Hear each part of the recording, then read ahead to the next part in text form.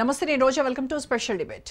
వడ్డించేవాడు మనవాడైతే ఎక్కడ కూర్చున్నా కడుపు నిండా తినొచ్చన్న చందంగా పదవులు ఇచ్చేవాళ్ళు మనవాళ్ళైతే ఏ పదవైనా తీసుకోవచ్చు అన్నది పాకిస్తాన్లో రుజువైంది. పాక్ ఆర్మీ చీఫ్ మునీర్ దెబ్బకు పాక్ పాలకులు ఆయనకు ఏ పోస్ట్ కావాలంటే ఆ పోస్ట్ ఇస్తామంటూ చేసిన ఆఫర్లు ఇప్పుడు పీక్కు చేరుకున్నాయి.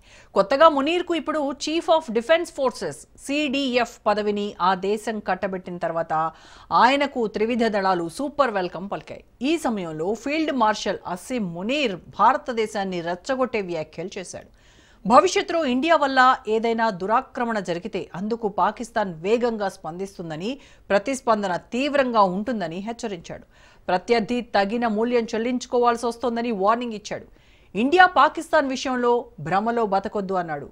గత వారం త్రివిధ దళాల అధిపతిగా బాధ్యతలు చేపట్టిన మునీర్ దేశం మొదటి CDFగా సాయుధ దళాల అధికారులతో మాట్లాడుతూ ఈ వ్యాఖ్యలు చేశాడు.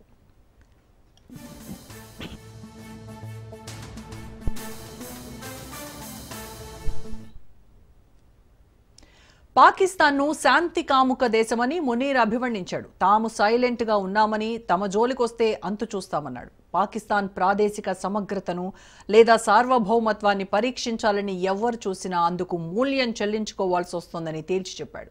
CDF బాధ్యతలు తీసుకుంటున్న సందర్భంగా మునీర్కు పాకిస్తాన్ సైన్యం, నేవీ, ఎయిర్ ఫోర్స్ 3 సర్వీసుల గౌరవ వందనం స్వీకరించాడు. ఓవైపు ఇండియాపై కవ్వింపులకు పాల్పడ్డ మునీర్ ఆఫ్ఘనిస్తాన్కు స్ట్రాంగ్ వార్నింగ్ ఇచ్చాడు. పాకిస్తాన్, ఆఫ్ఘనిస్తాన్ ఉద్రిక్తతలపై మాట్లాడుతూ కాబూల్లోని ఆఫ్ఘన్ తాలిబాన్ పాలనకు స్పష్టమైన సందేశం ఇచ్చామన్నాడు.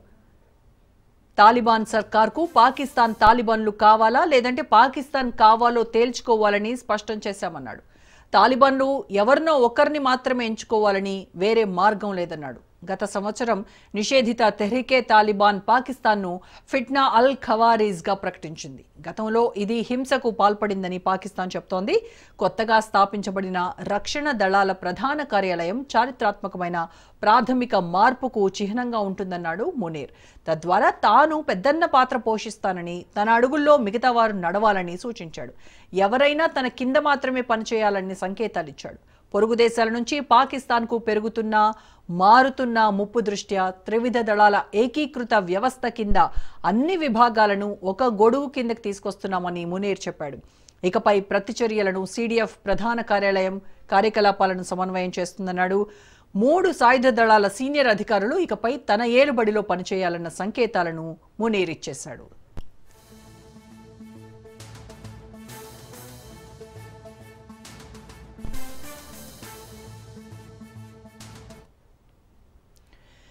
గత వారం 5 ఏళ్లు కొత్త బాధ్యతల కోసం నోటిఫికేషన్ విడుదల చేయించుకుని అసీం మునీర్ పాకిస్తాన్ మొదటి CDFగా బాధ్యతలు స్వీకరించాడు. ఆయన ఒకేసారి ఆర్మీ స్టాఫ్ చీఫ్గా కూడా పనిచేస్తాడు. CDF స్థానం త్రివిధ దళాలపై మునీర్ అధికారాన్ని ఏకీకృతం చేయడమే కాకుండా దేశంలోని అణ్వాయుధాలు, క్షిపణి వ్యవస్థలను తన ఆధీనంలో ఉంచుకునే జాతీయ వ్యూహాత్మక కమాండ్ను పర్యవేక్షించడానికి కూడా వీలు కల్పిస్తుంది.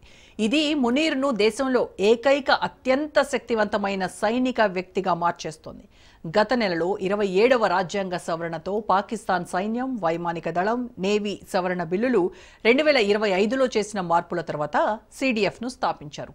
మునీర్ భారతదేశంపై అనవసర బెదిరింపులు ఇప్పుడేం కొత్త కాదు.